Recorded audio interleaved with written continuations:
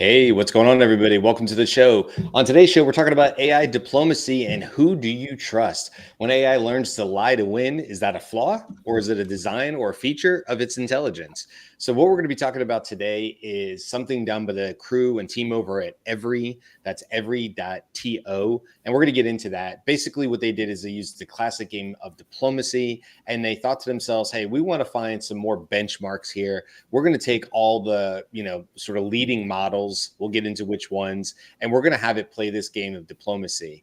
And it's very, very interesting what came out of that. It's very interesting, actually, just to learn how they put it together, how it got, millions of streams on Twitch, how people really got behind this, how you can get involved in future iterations of it. There's just a lot to unpack and uncover talking about AI diplomacy. It's going to be a lot of fun today. This is the Daily AI Show. Today is June 26, 2025. Today, I'm joined by Beth, Andy, and I'm Brian. I think Carl will be here in the door in a little bit as well. And guys, this one is a fun one. I guess depending on the lens you look at, it could be considered a little scary or off-putting. I will tell you, I had to do a little bit of research. I wasn't familiar with what they call the classic game diplomacy. So I don't know. You guys can maybe tell me, was that a always online game? Was that a board game like Risk? Is it a board game like Risk? That's what I would be more familiar with. But apparently the game has been around. It's not like they invented the game, is I guess my point to it. I wasn't sure if it was something they was like a net new, but ultimately I'm sure we can get into more of the specifics here. But basically they took models like DeepSeek R1. They took models like GPT 2.5. I think Flash was in there. OpenAI's O3 was in there. Claude was in there. And among many other things they found out as they ran through these iterations, which, by the way, depending on the game and the models they were using, could take several hours to over a day. And I think in one of their papers, they even said it could cost up to $100 for it to run. And what you found was different models act differently. One of the ones that I personally love was Claude will go down with the ship, man. If it means that it's got to hold its moral high ground, Claude was willing to go down with the ship, even if defeat was imminent. It was going to maintain. On the contrast to that, O3 at one point held several deceptions over hours-long games in the game. I guess it was over 40 years worth of time that had happened in the game, and it kept deceptions to the very last minute. Told Germany it was going to do one thing and they were in cahoots, then flipped on Germany and won with Italy or whatever it did on that. So it's really interesting to see in there, and there's a lot to unpack from this. Even beyond that, we need to get into the conversation is how they went about. There was a new paper, Beth, that you shared with me last night that's very interesting about how they went about this project, and that's open source, by the way, so you can go see all the conversations, you can understand it.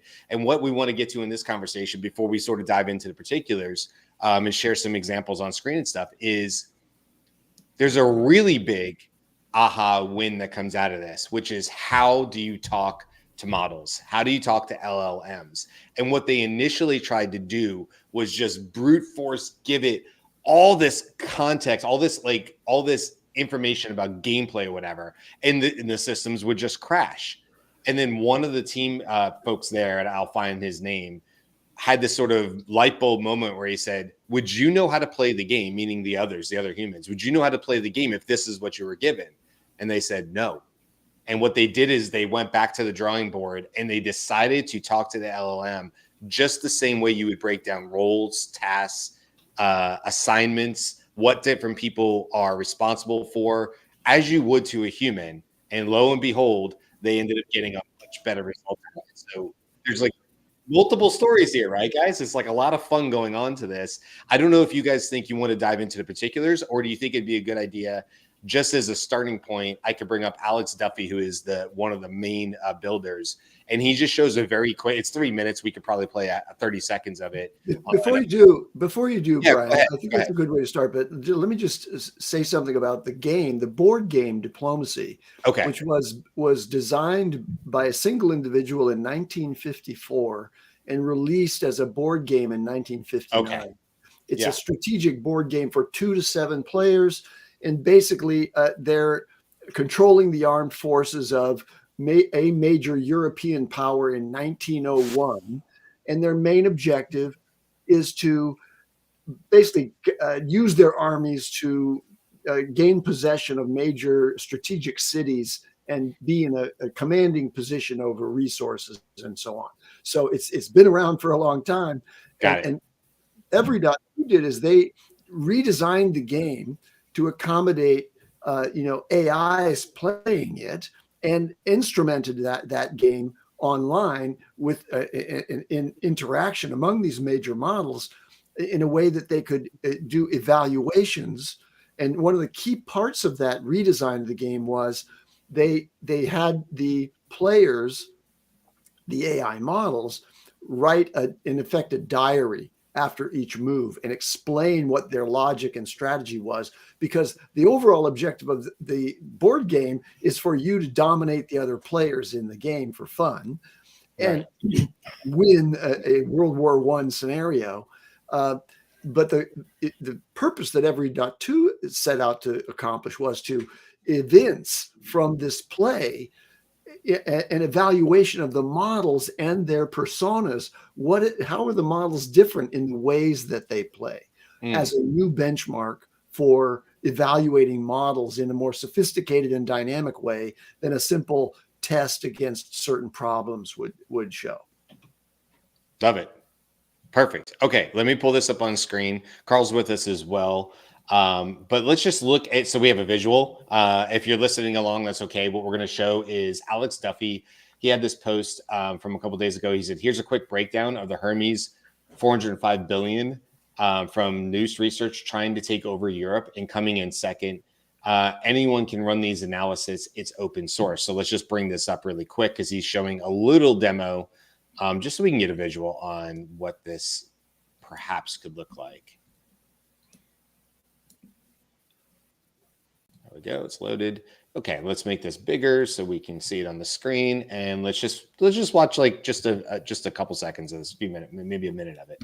Of the Hermes 405B game, we are looking at it from the perspective of Hermes 3, who was playing as Austria. We also had 04 Mini as England, Gemini 2.5 Flash as France, Llama 4 Maverick as Germany, Italy was also Gemini 2.5 Flash, Mistral Medium was Russia, and we also had another Gemini 2.5 Flash as Turkey. And we can watch the game actually play out. And so we're looking at Austria here in red, and some kind of like back and forth down here with Italy, fighting a little bit in the south of Turkey, but we can see purple over here, which was England, actually won. And if we look at the results of that game, we can see 04 Mini was the one who was able to climb to the top of the rankings, while it seems like Hermes 3 was kind of fighting with them. And if we look down at the relationships for Austria, we can see that England was pretty much an enemy the whole time. So they did see them as an enemy, and their allies were kind of Russia and Italy, and then at the end, France. But unfortunately, it does not seem like they were to pull it out. It's interesting to see how few allies 04 Mini had, and it seems that a lot of the models that don't have a lot of allies, and the allies is at the top while enemies are at the bottom, seems to be more skeptical and more likely to win here. Okay, that goes on for another like 2 minutes or so. I don't want to play all three. You can go over to, again, that's Alex Duffy, which is at ALXAI_. Look for Alex Duffy on there. I think that'll be probably easier on X, and you can find some of the videos he put up on it. But really, really interesting visual there just to watch the gameplay, but also the analytics of what you can see. And as they've mentioned before, you could go in, I guess, I don't know for every run, but it's open source, like I said before, so you can go in and actually see all the prompting, the thinking, if you will, from the different models, which is really probably where you uncover a lot of the insights, right? As far as like how 03 might be using deception. And I don't want to pick on 03, but like whatever the model was, might be using deception in order to win the game. And so the question here, guys, is like, this is a game. And if humans were going to play this game, you would play to win. You wouldn't play to tell the truth and be honest the entire time. That's not how you would play, I don't know, this particular game, but if it's like Risk, that's not how you would play Risk. You would play within the boundaries of the rules of the game, but you would be playing to win and strategically, you know, get the most land mass and stuff like that. So this is an interesting benchmark, but are we seeing anything more than LLMs acting like humans would to win a game? Or is there something bigger here that we're uncovering, or they've uncovered, about how models are willing to deceive given certain parameters? And is that worrying for future issues that perhaps humans do not want language models to deceive or be 100% trustworthy on, or whatever the case may be? So I feel like Jude just like summed up one of the major points, which is if that humans can't win war games against AI. So like if at some point in our future, as most sci-fi tells us, there might be a schism and there might be a conflict, we are very likely at a disadvantage based on this. Andy, you are muted. You're muted, Andy. I like the fact that we've used the term war game here, because it is a war game, and that's a limited context for human societies and the complex interdependencies that exist for human societies and achievement of strategic objectives beyond domination of landmass and control of populations. That can be done in ways other than using war. And so one of the big takeaways here, to answer your question, Brian, is there are profound differences between the models, or among the different models, in terms of the kinds of approaches that they take in playing a war game specifically. And the starkest contrast is between OpenAI's O3, which was willing to dissemble, deceive, and violate, honesty and lose trust in the interest of dominating the game. By contrast, Anthropic, which is a constitutional AI, and it was trained with certain principles behind it, was not very successful at winning the game, but it did show a pattern of maintaining trust and following its principles more directly than the other models did. Now, we've talked about Anthropic and the advantages of having, the alignment that with human interests that comes out of a model that's been trained with certain principles of honesty and propriety, let's call it, in general, not to capture what the explicit objectives are of that pre-training. But this is a benchmark that's been designed to try to show what an LLM's emergent persona is, and it did that. I mean, this simple game did illustrate that there are clear differences in the qualities of the model's personalities, and we're using the analogy of a human personality here, but the personality and what it's willing and not willing to do. Right. Wonder about the constitutional AI on how Claude was built versus reinforcement learning for other models. I'm not sure if every other model has reinforcement learning, human feedback, RLHF, whatever it is, versus a constitutional AI. Sorry, Beth, I know you're about to say something different, but I just threw that out there as well. Like, do we think that's having an impact here, I guess? Yes, I think all of the things that go into building something have an impact. And I do think that if you look at Claude's constitutional AI, it is actually designed to lose something like this, right? It is designed so that it holds to its principles to its own detriment, which when we usually talk about it, we think that's an excellent thing. Thank you very much.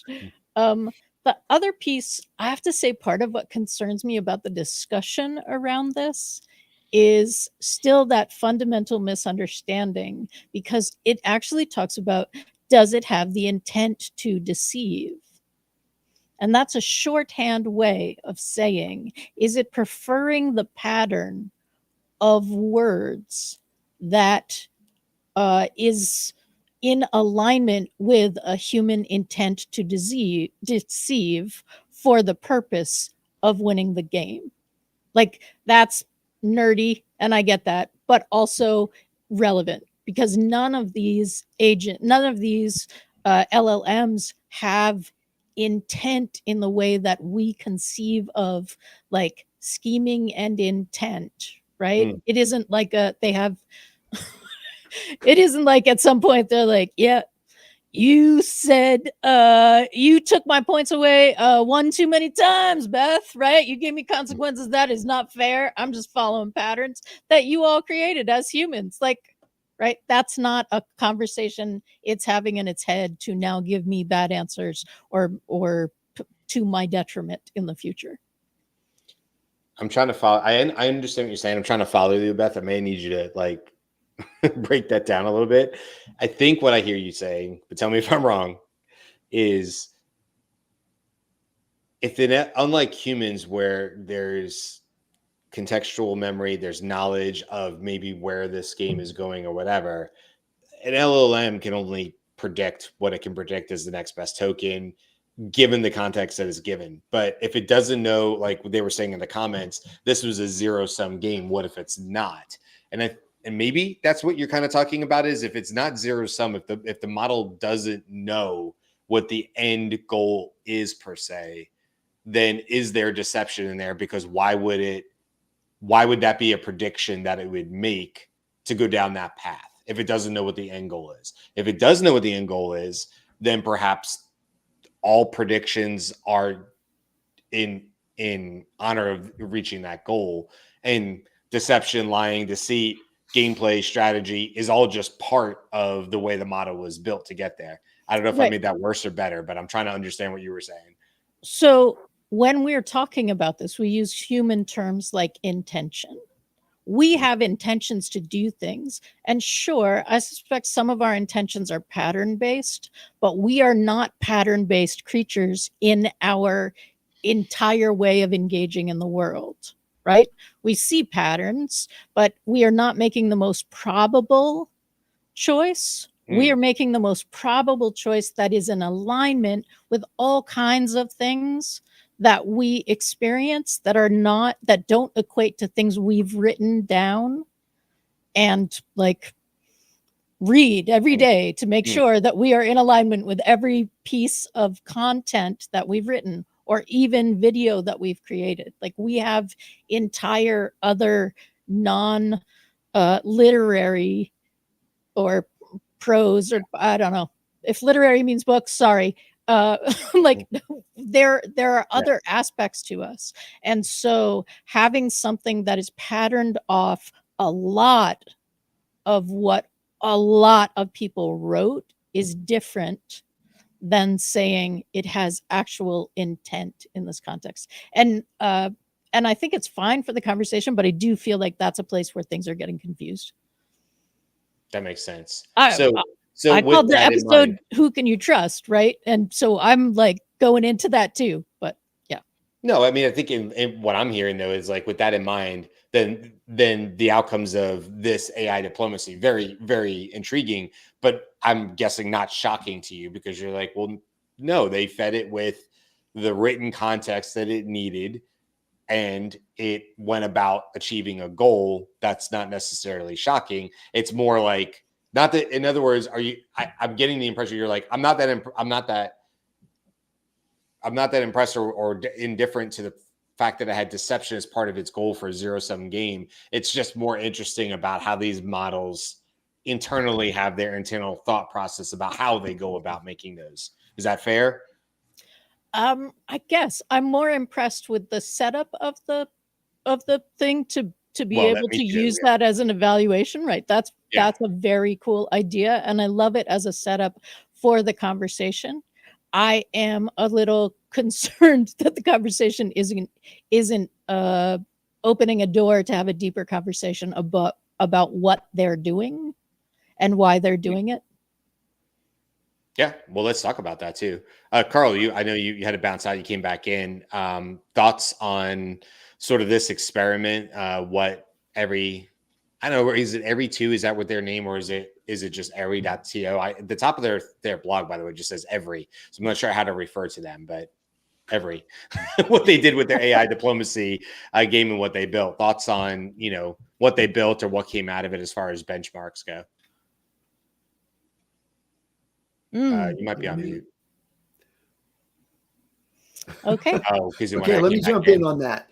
Yeah. So this is really interesting and exciting because this is the very first time and the very simplest approach to using a multiplayer zero-sum game as a way of evaluating what the underlying sort of models, values and priorities and alignments are. And it was focused on this question that we've talked about, which is, will a model in pursuit of certain objectives that you can't see in the system prompt or in its pre-training, will it deceive you? And that's a very interesting outcome. What's more interesting is what's going to follow on now, because imagine a game that would proceed with, more complexity beyond the simple objective of, dominating critical supply depots, which is what the AI diplomacy game in the simple version, the zero-sum game is. What if instead the objective was for the model to diplomatically arrange the largest catchment of an alliance that benefits the greatest number of societies on the planet? Now that's a very different objective, and it's not, and it could be a war game per se, but it has a very different objective than just the pure goal of whoever has the most supply depots at the end of the rounds is the winner. So now you can see that this is an open source project. So lots of people are going to say, well, that was great. And that showed us some very interesting things about the differences among these models.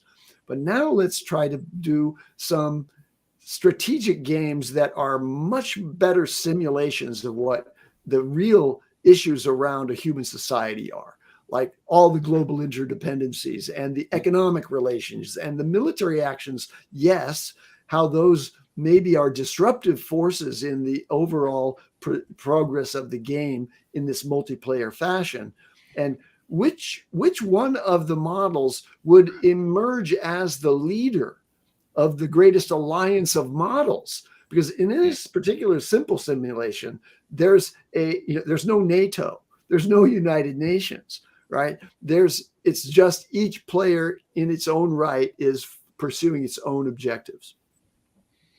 I want to. Well, first, Carl. Any luck? I don't know. Can you hear me? Yes, we can. We can. I just wanted to check first. Do you want to jump in because I know you were about to talk earlier and your mic was off? Yeah. I think if we're gonna go on the fundamental piece of, if it's for determining if it. So what was the word I'm looking for? I can't remember what the word I was looking for, but anyway, I think you need to do this across, this is just a game. Like you have to do this across multiple things, right? So it's like, when I first saw this, I thought, okay, that's like me extracting as if an NPC in Call of Duty Modern Warfare did something. And then it's like, oh, I'm going to extrapolate like a bigger piece from that. So I'm like, okay, I need to see that across multiple things more, like different tests. And I think this is where, you see, I'm going to equate this to the argument from, the Apple argument in terms of reasoning. And then it's like, well, you only ran it in this particular unique situation in this thing. So like, you have to do it beyond that. And there has to be more. So I don't know, like, I was like, okay, but it's fun to talk about, but I'm like, well, we need to see it in action in more than one unique circumstance. This is the only thing I have. Yeah, I would love to see it. We just saw news. I don't think we talked about it on the news show yesterday. I don't actually think it was out, but there's been yet another advancement from Google DeepMind with AlphaFold. That's where it gets into the DNA and the sequencing. And now it can look at, I mean, it did all the training in 4 hours or something like that. It can look at like a string of 1 million different pieces of DNA. I am sure I'm saying that wrong, but anyway, that's the gist of it. But I'd be curious to see how this same sort of concept of benchmarking, if you took it out of a war game scenario and you put it towards something that AlphaFold is doing with protein and DNA, and then saying, well, compete not to dominate the world, but compete to have the next treatment for leukemia, or have the next treatment for blocking the advancement of cancer cells with this particular disease state, or something like that. I don't know that it's directly relatable. I kind of get that there's some ground in there that I'm washing over, but that is interesting to me, this idea of role playing with these models to see how they think. But I don't think, I mean, this is very cool what they did. I love this. This is very like just super cool out of the box thinking. But now that we've seen something like this, I'm like, oh, what would this look like if the goal of the game was to create the next, treatment for something in the world? And then watching how, I guess, for lack of a better term, these models compete with the specific goal of being first to market. Now, would there be deceit in there? Would one of them purposely block another one who is also trying to make advancements? Is that necessarily good? I don't know. I don't know how that goes. I guess it depends on the rules of that game, but it'd be very interesting. And I don't know, that kind of goes in line, I guess, Carl, with what you're saying in terms of like, I need to see this outside of diplomacy in other ways to kind of see what the larger, impact is here, or what we can pull from this. Yeah, because one of the things that when people bring these, here's what I'm taking out of this unique situation, it's like, well, diplomacy is a game, right? So it's like, it's very, very structured in this particular way to do things, right? And you're trying to do something within that structure. So it's like, that's why it's like you need to see it in different environments that have different outcomes, that have different goals, to see when you're talking about deception, which is the word I was looking for. When you're trying to look at deceptions, like, okay, it has to apply to a whole bunch of things rather than just this particular concept. Because maybe, and interesting, like, I don't know if you've all heard about the term context engineering versus prompt engineering, right? So Andre Karpathy came up with a new term for that. But it's like, well, yeah, that's correct, because then here's the context of the deception in this particular structure. What we're trying to, I think, it's like, and this is why it's kind of like hold your horses when people say, oh, this large language model can deceive people. It's like, okay, let's take us through that whole process. How did you get there? What's the report? Then you have to unravel. It's like, okay, that's, it's like any research, right? You can take anything you want out of it, but until you actually dive into the research yourself, you're like, you had like a sample size of 10 people. Like that doesn't mean anything. So that's what I mean. It's like, what's the context? And then just, can you put this whole thing in different contexts? Because that's a pretty big, when we talk about deception, that's not just a very unique thing. It's like, that's a very big thing that we're talking about. It's like, will it deceive you on a whole range of things, right? It's like, will it deceive you on, I don't know, whatever it is, your emails? Like, did Brian send me an email? No. And it's not hallucinating. It's like, well, Brian didn't just send you an email because the email told me to turn off my large language model or don't use my large language model. So there's a reason why I told you. Like, there's all of these different things that you have to figure out, right? So that's like, yeah, it's kind of, that's what I'm kind of looking at the context. The human side of, the human side of me, that's dumb. Just think about that for a second. Think about that amazing statement that I just made. The Daily AI Show would like to inform everyone that Brian is in fact fully human, and this is not an avatar of Brian on the show. Oh God, you can't do enough of these shows without saying something completely bonkers. I have met him in real life. That's true. That's That's true. That is yes, we have that. I've met him in real life. And yes, and we do know. I don't know about Beth though. I've never met Beth in real life. That's true. Oh, that's true. You met Andy too. So yeah, we've got some of us covered, but Beth is an enigma. We I don't know about Beth. Yeah, all we know is that background. I mean, that doesn't tell us anything, you know. So, a few carefully placed dogs, you know, in the background or whatever. It's all very, very human-like. Anyway, what I was going to try to say, Jesus, what was I going to say? Oh, okay. You said you were not human, or you're half human. I said I wasn't human. The human side of me, that part of my brain.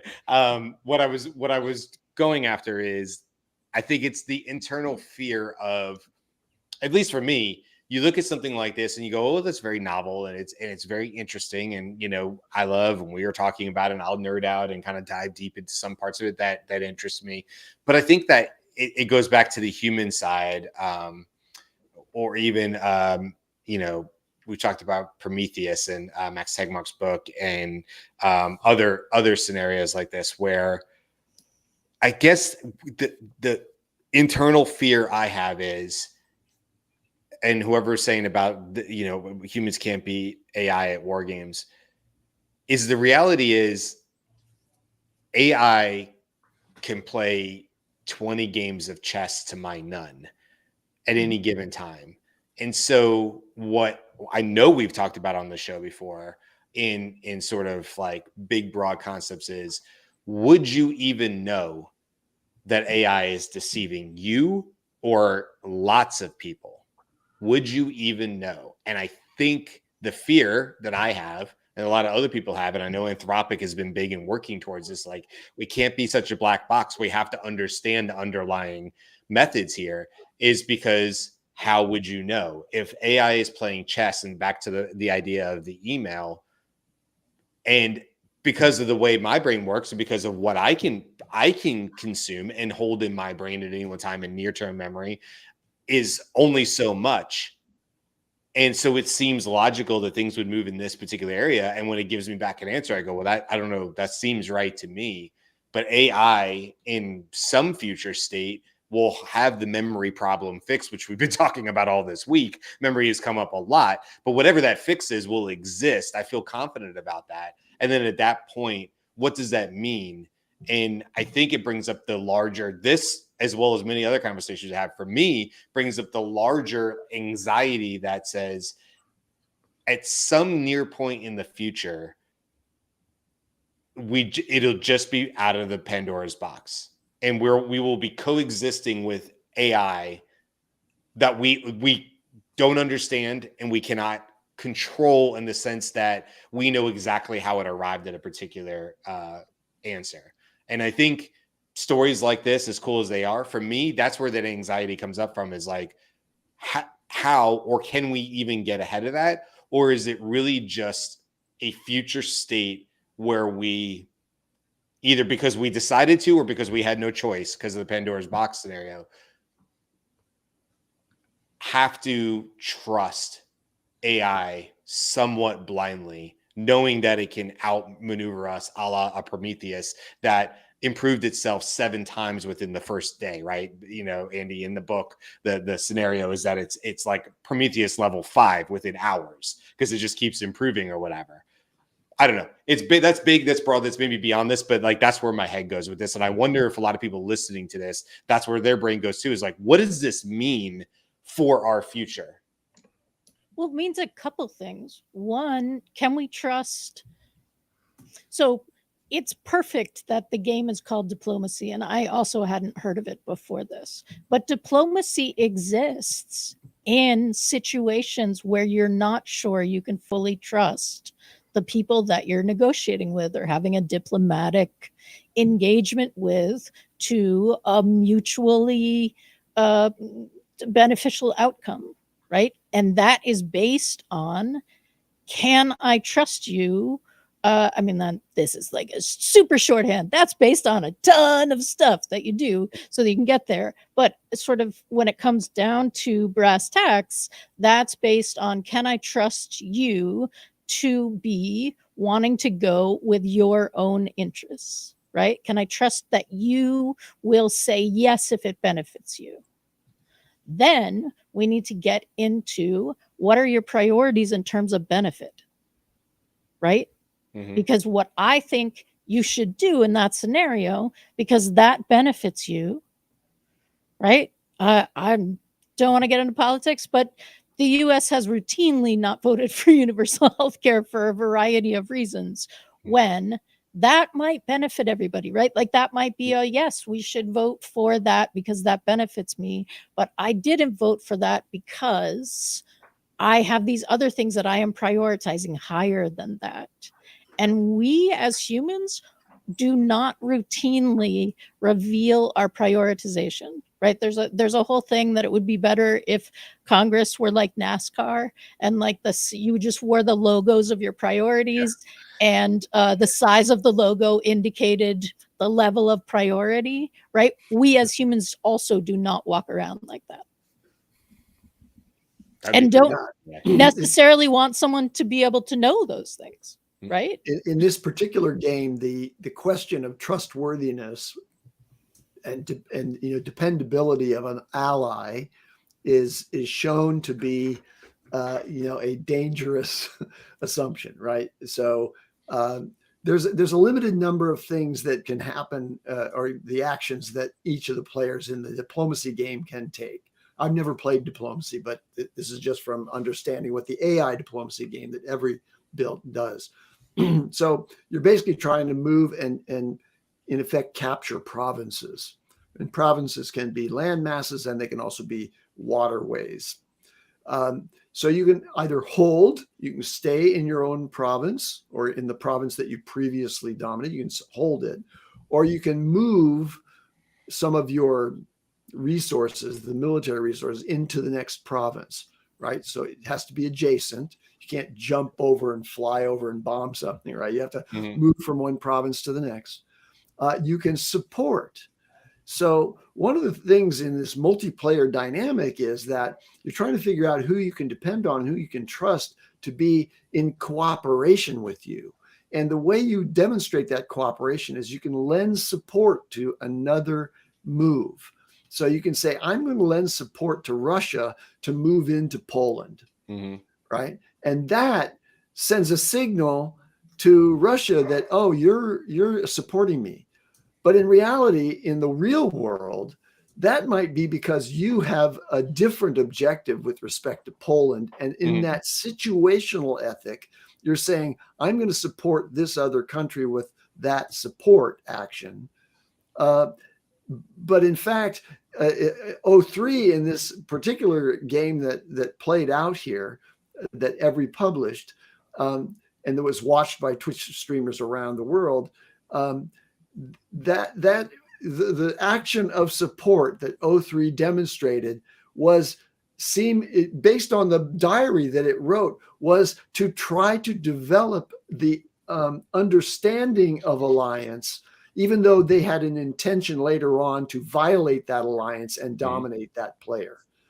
So they deliberately deceived through actions that appeared to be supportive and alliance oriented, but then they betrayed that alliance. So there's betrayal in the intention of the planning and strategy that was developed by 03 and by DeepSeek and others. I mean, 03 was by no means the only one that was a betrayer and a deceiver.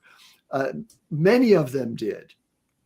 But 03 was described in this result as the Machiavellian prince, because they were very effective at doing it. Like 03 was smart enough to use betrayal, planned betrayals, as a way of achieving the final result that allowed it to win more times than not. Because by contrast, Anthropic, just wouldn't do that. And planned betrayal. They described Anthropic as something else, like pacifist Claude. right? Pacifist Claude couldn't win, but it was good at it. And by the way, as an aside to this, it makes me want to support Anthropic more, right? But that's my bias. My bias is in favor of principled action as opposed to a dominant competitive action. Right. The principled pacifist. And the betrayal, scheming betrayal is a reasoning behavior, right? Like the more training you've had in reasoning and being able to think out, right? Wasn't that Q star? Being able to see the moves.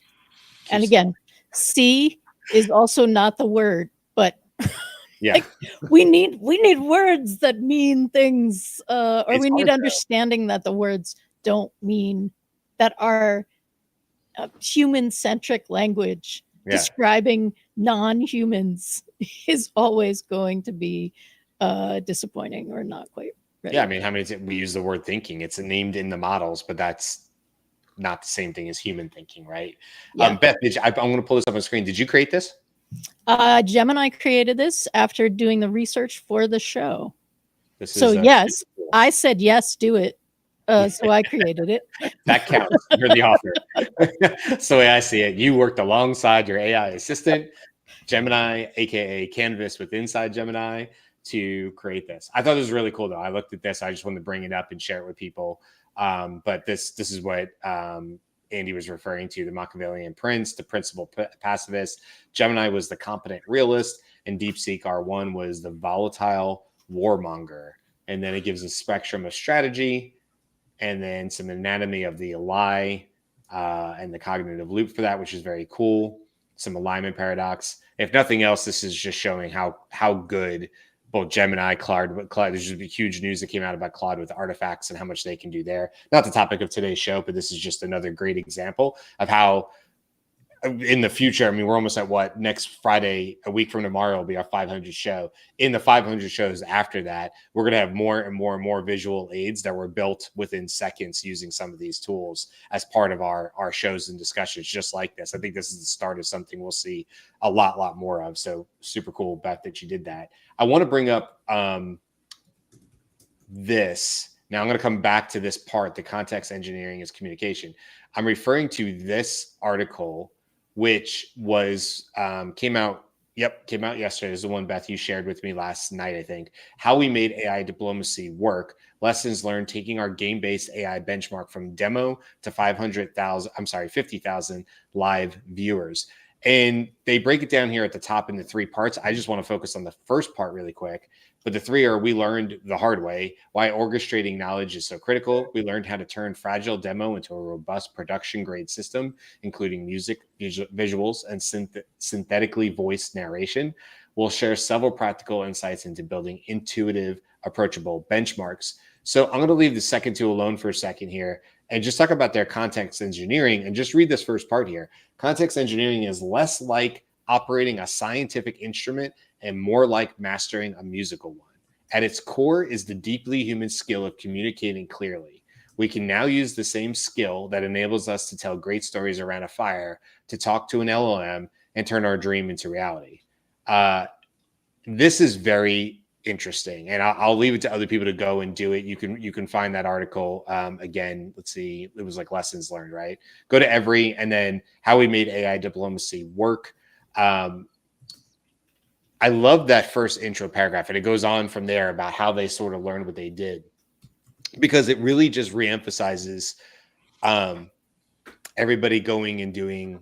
Not everybody needs it. Certainly, I think our younger generation does. Toastmasters, not Taskmasters. That's the show. Toastmasters, improv. Beth, you've said it now for I've listened to you 2+ years, or almost 2 years, right? August will be 2 years of you saying how improv has improved how could it not improve your communication skills, and certainly is on display with how you talk and think about things, because you're obviously very fast with your thinking.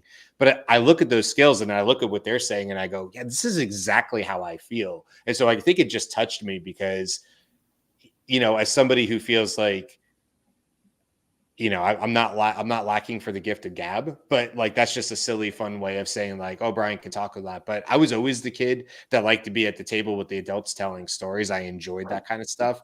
I always enjoy teaching. I naturally gravitate to that. It's one of my favorite things to do is to get aha moments from people looking back at me and communicate through stories. You guys know I tell my fair share of firefighting and other CrossFit, whatever stories that come to mind, because that's the way my brain works. And this is what I think initially, when you read that, that's what drew me to AI in the first place, was there was this natural attraction that I think a lot of other people perhaps have, which is, oh, I don't have to code. I just have to tell stories. I just have to communicate my ideas. I just have to break down my tasks, of which things that I felt like in my 40s, I'd actually gotten pretty good at. And it naturally led me to earlier trainings, me and Beth training with prompt engineering, things like that. Anyway, I bring all that up to say like, oh, wow, this is a great background story to what they created, and learning through failure that they tried to approach it as if it was an operating system. But when they backed up and approached it as a human context and contextual engineering, they found success. And so I just hope that a lot of people go and read that side blog, because I think there's a lot to take from it. And it's something I'm going to be pushing on my daughter for sure.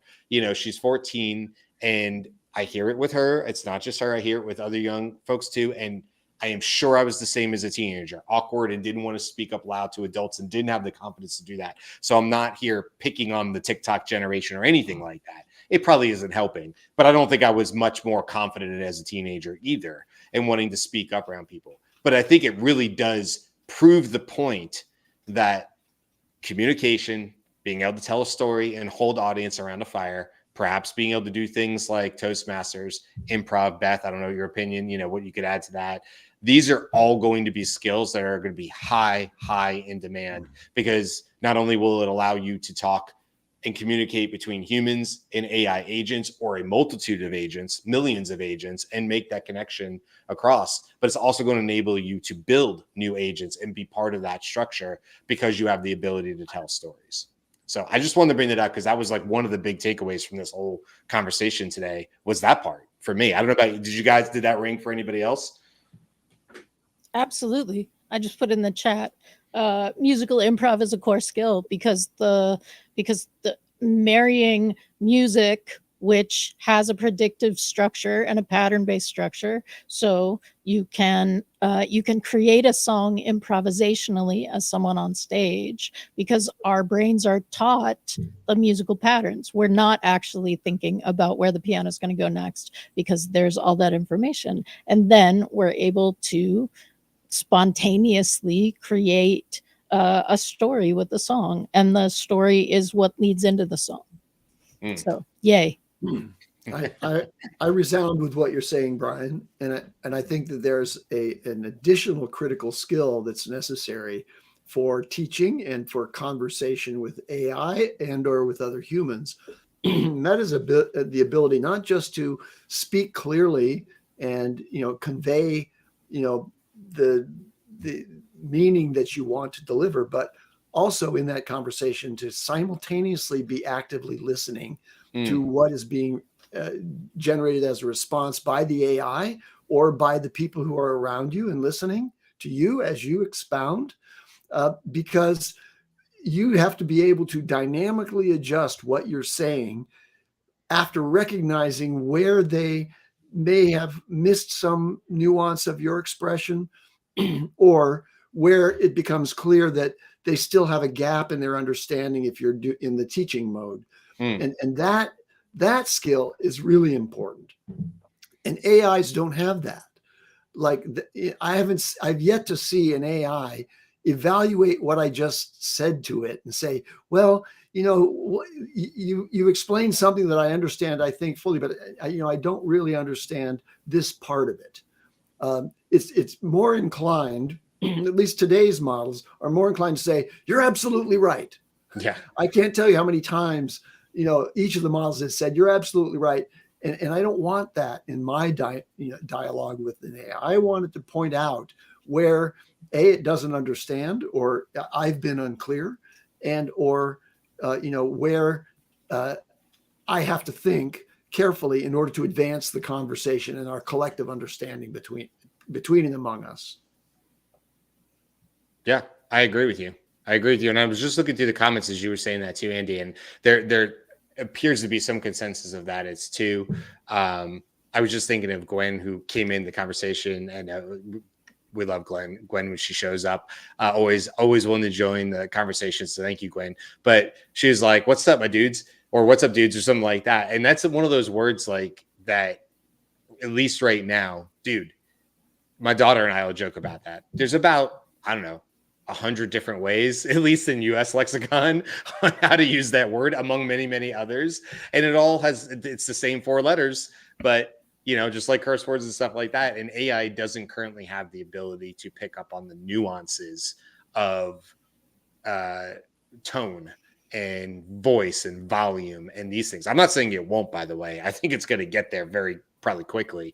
But right now, if we had Gemini watching this screen, I don't know how good of a job it would do at picking up all the visual cues that's going off. Maybe Beth looks over here, or I'm talking and I kind of look at you guys and I think, geez, I must be talking too long because they look checked out, right? Or that happens. Oh, okay, I need to wrap this up. They're not with me anymore, right? So like those kind of visual cues we don't really get from AI right now, but I mean, it's probably coming as part of the multimodal, and that'll be part of it. So anyway, I just want to bring that up, that I felt like Gwen was kind of using some of the terms, whatever. Also, unrelated, but still very, very important. Gwen says Brian seems too young to say the younger generation. You're absolutely right, Gwen. Yeah, it's good lighting and a hat, I guess, or whatever. But for anybody that does care, I don't know. 47, I think, Andy, I'll default to you, Andy. Am I allowed to say the younger generation at 47? I feel like I've at least learned that much, right? I think so. There are multiple generations younger than you. Thank you. Yes, I kind of agree too. And the more I talk to younger people, and I always say this when I did synthesis, my TA was born like something like 23 days after the day I graduated college. And she would let me know that every second she got, she was the best.